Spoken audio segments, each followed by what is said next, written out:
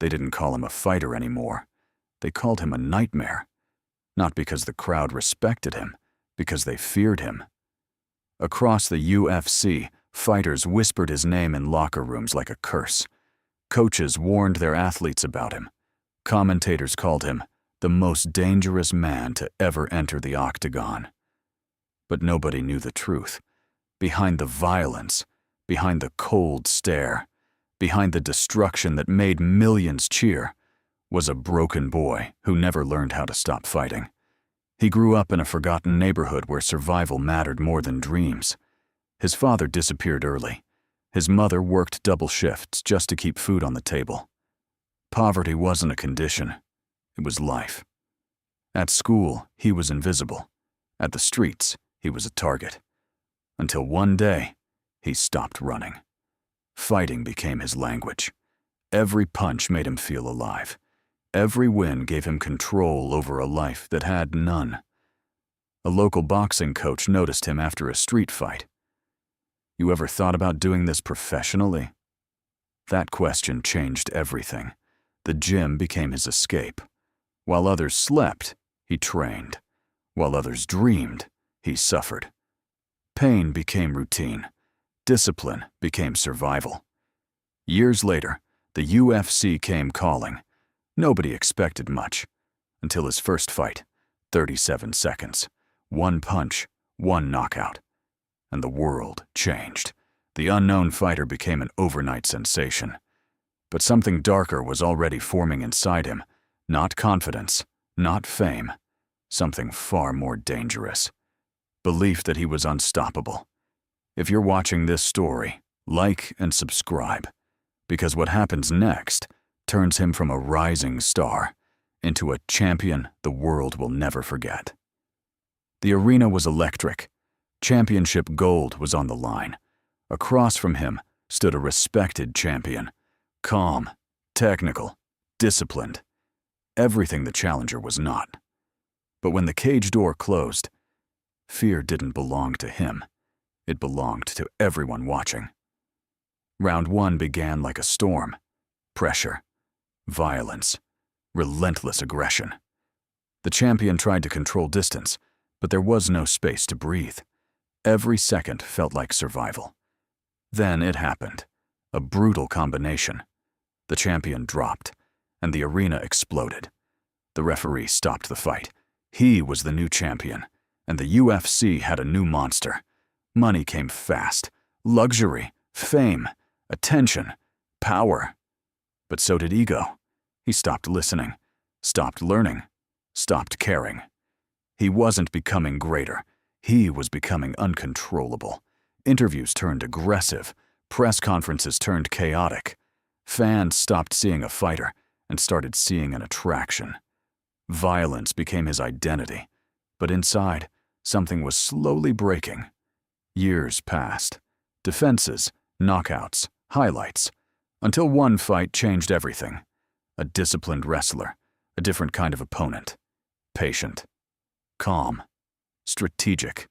Everything that could break a monster, without violence. Round after round, the champion slowed. For the first time, he was being outplayed, out-controlled, outclassed. And when the final bell rang, silence filled the arena. A new champion stood tall, and the monster had fallen. Before we continue, comment below. Do you think greatness destroys people or reveals who they really are? Because what comes next is where everything falls apart. The lights were still bright, but the king was already gone. Losing the title didn't just break his record. It broke something inside him that never healed. Training became inconsistent. Discipline disappeared. Anger replaced focus. At first, everyone called it a phase, but it wasn't. It was collapse. He stopped showing up on time. Arguments became normal. Coaches gave up trying to fix him. The gym that built him could no longer control him. Outside the cage, things got worse. Late nights, drinking, aggression.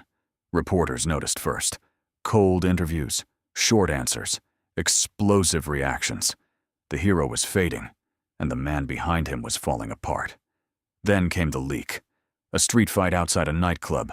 No rules, no gloves, no control. The video spread worldwide in hours. Sponsors left. Fans split. UFC stayed silent. Because now, he wasn't a champion. He was a problem. Still, he demanded one thing. A comeback fight. One last chance. Against advice from everyone. He got it. Fight night arrived. But something was different. No energy, no dominance, no fear, just uncertainty. Round 1 started fast. For a moment, the old fighter returned. But only for a moment. Then reality hit. Slower reactions, open defense, heavy breathing. And then, a clean counter shot. Lights out. No comeback. No recovery. Just silence. The monster didn't fall in glory. He fell in silence. Years later, nobody screamed his name anymore. No cameras, no fame, no spotlight. Just silence. He moved to a small town, opened a small gym.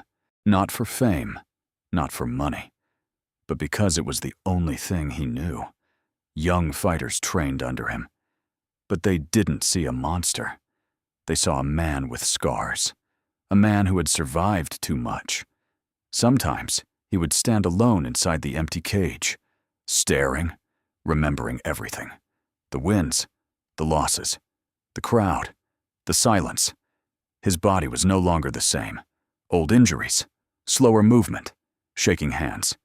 But the real damage wasn't physical. It was invisible. Memory issues, mood changes, long silences. But he never complained. Because fighters don't complain, they endure. One day, a student asked him, "Was it worth it?"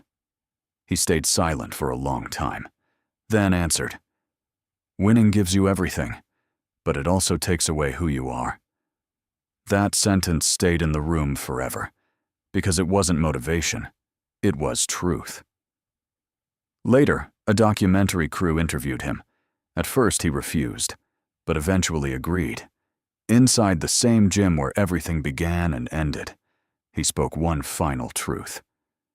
If you could go back, would you still fight? Silence. Then he said, "Yes, but I would fight myself more than I fought others." That moment changed everything, because the most feared fighter in UFC history was no longer a monster, just a man who lived too fast and understood too late. If this story moved you, like, subscribe and share it. Because every fighter has a story, but very few survive long enough to tell it.